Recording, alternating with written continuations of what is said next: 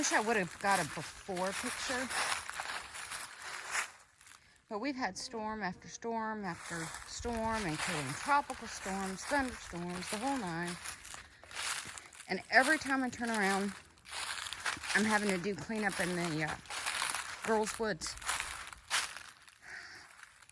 Over and over and over again. So this last time I decided anything and everything that I can get down that looks dead, dying, leaning, crowded, I'm taking down. And I really, really wish I would have gotten a before picture. But, see that?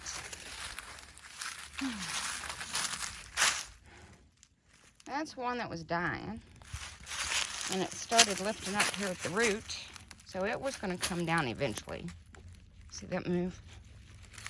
So, let's get that puppy down before it comes down to where I don't want it to go. Got all those over there that come down. I just started going through and cutting things down. Now I'm doing cleanup, cutting things up that I've brought down. That one's a little one. But you can see it's messed up at the root, so that came down, so I got that chopped up. Got a little bit more damage over here that I got to take care of.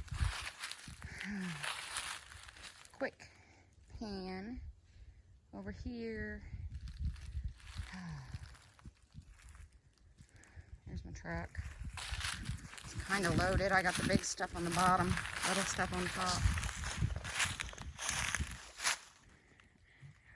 There you go. How's that for you? There's more stuff. That's my third load. I cut down, cut up, load, cut down, cut up, and load.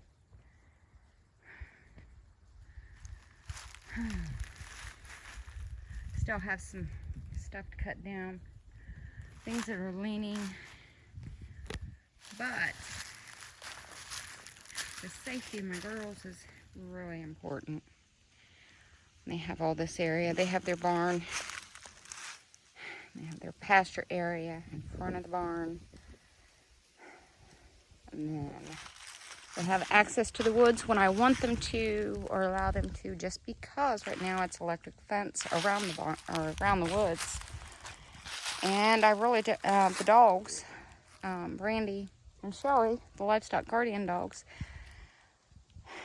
the electric fence doesn't faze them any. So the front pasture is divided into two areas. When allowing the girls access to the front or to the woods, I go ahead and close the livestock guardian dogs up in that front section, and then that way